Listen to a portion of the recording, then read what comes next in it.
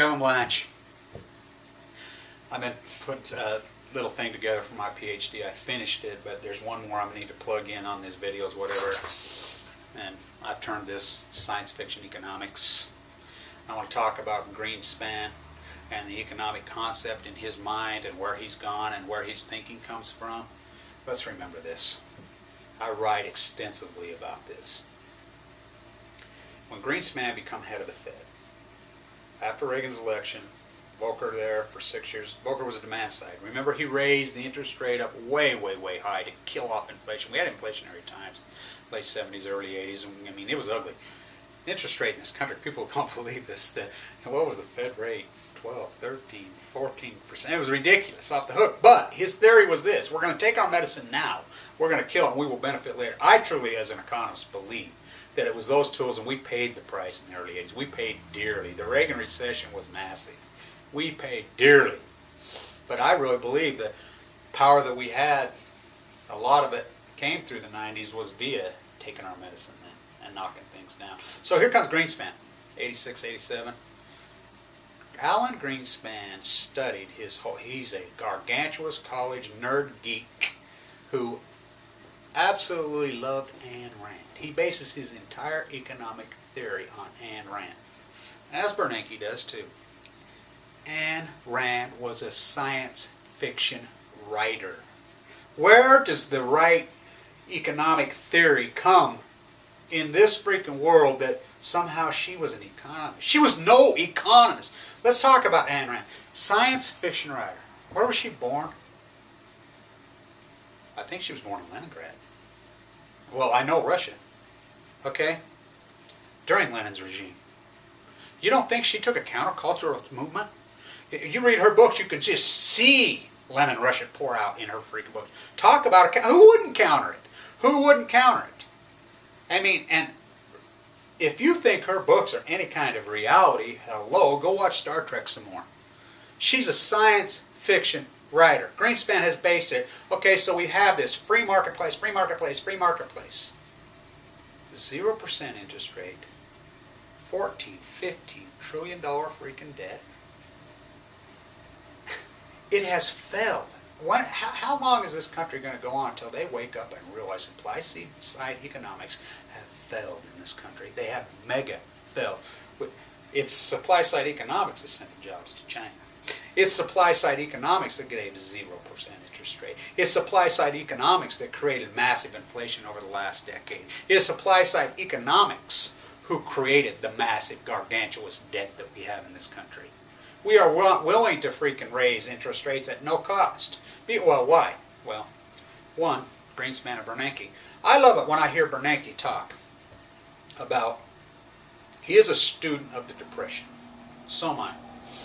Okay, the greatest economist in the history of this country, well, maybe Alexander Hamilton.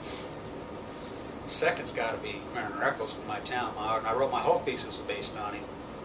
He says that Eccles and FDR's policies failed in the 1930s. Bernanke says that. I've heard him say it. I've read it. That is the most ignorant, ridiculous statement based in sick Ayn Rand science fiction mindset that I ever heard. And, you know, Milton, he's no better. This guy's a whack. He's supposed to be a Harvard economist. He's a moron.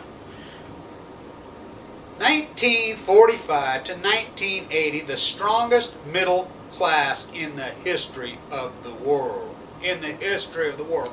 Via Mariner Eccles' economic policy. He started the World Bank. He started the Fed as we know it. The greatest holding company of all time is a young man. What was his word he used? Fleeing poor economic conditions. What was his famous quote? If FDR is a traitor to his class, what am I? So it comes down to redistribution of wealth. If you believe that the middle class should be strong, powerful, and everybody should participate in a strong America, then you believe in the policies of Mariner Eccles and FDR. They work. They did work. They created the most prosperous, powerful middle class in the history of the world. Not the United States, in the history. What has Bernanke and Greenspan created? I'll tell you what's credit. This is nothing but redistribution of wealth. And these, you can throw economic graphs, spew here, spew there, can pour in, out, all you want. It's all bullshit. It still comes down. These guys treat it like some kind of religious doctrine. It is wealth redistribution. These policies have helped the very elite of the elite. Not even 1%, 1/10 of 1%. They've made them sickening rich. So you've taken this big pie and what? And I'll debate this with any economist in America anytime.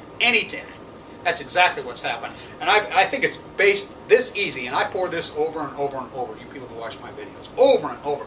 I think the best indicator of this is this. Major League Baseball was a mega sport in this country for years. You think that it just got mega now. When I was a boy in the 60s and 70s and 50s talking to people, it was gargantuous. The average Major League athlete in 1975 made less than 3 times the average American. The average American made $15,000 a year. The average athlete made under $45,000 a year. $15,000 a year in 1975 in equivalent dollars today would be nearly $90,000 a year. Medium income. So weighted 90, which our true medium income, if without incorporating the massive illegal population that's in here, is what, 32, 33,000? Maybe less than. We're talking individuals. We're not talking family. Okay, weight the massive illegals being paid cash, which I do in my thesis. Boy, does it drag away down. I mean, I think the median income in this country is probably well under $30,000. When the average median income in 1975 in today's dollars would have been $90,000. Okay, the average CEO in America in the 1975 made somewhere between 5 and 10 times, depending on which studies. My study shows it at about 6, 8 times. Okay, the average CEO in this country, average athlete makes thousands of times the average American. Thousands. Some people say 600, some people say 800. My study shows it's in the thousands. Thousands of times. CEOs, thousands of times. I've got studies that show up as high as 6,000 times. And it gets higher and higher and higher.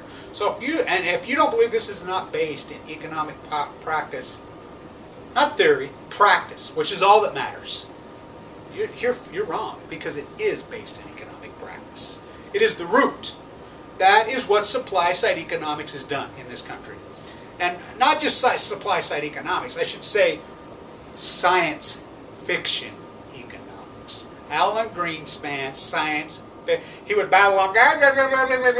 Nobody could even understand a fucking word he said. Not a fucking word he said.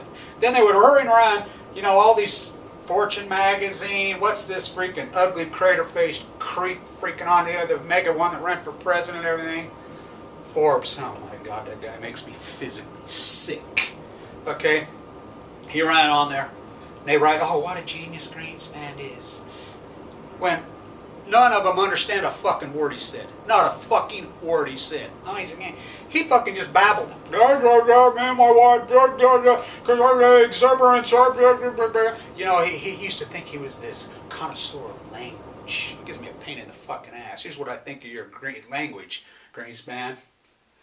You should have tried using the word fuck more often. It's pathetic. It is pathetic. And what did he do? Let's talk about what Greenspan and Bernanke did. Come on. It has failed. He is a mega failure. Yeah, he inflated the market up in the late 90s. That's all he did. His policies have failed America. The middle class have been destroyed under his policies. Jobs sent to China. $15 trillion freaking debt. 0% interest rate. As my video shows on my webpage, you go to my webpage, the greatest economist in the history of the world. Read what Alexander Hamilton said when he debated Jefferson about us having a good credit rating and keeping strength, because sometime we were going to need to borrow against that, which we did in World War I and World War II. Like I said, it's not metaphorical when I just say he would roll over. Everything Greenspan and Bernanke has done flies directly in the face of Alexander Hamilton. Flies right in his face. Every single thing he ever stood for. It flies in the face of everything that Mariner Eccles stood for. The second greatest economist from right here. I knew him well when I was a boy, really well. Anyway, stay with me. Science fiction, economics. Stay on my site, Blanche Schwartz. I'll keep putting up more stuff like this, and I've been writing a lot. My book, Post-ignorance. I know it throws everybody off when they read The Blow Out Change America and they see that art of mine, because I'm an artist. Well, it's not in satire. It is an economics book based over the last 30 years. Kevin Blanche, January 2011.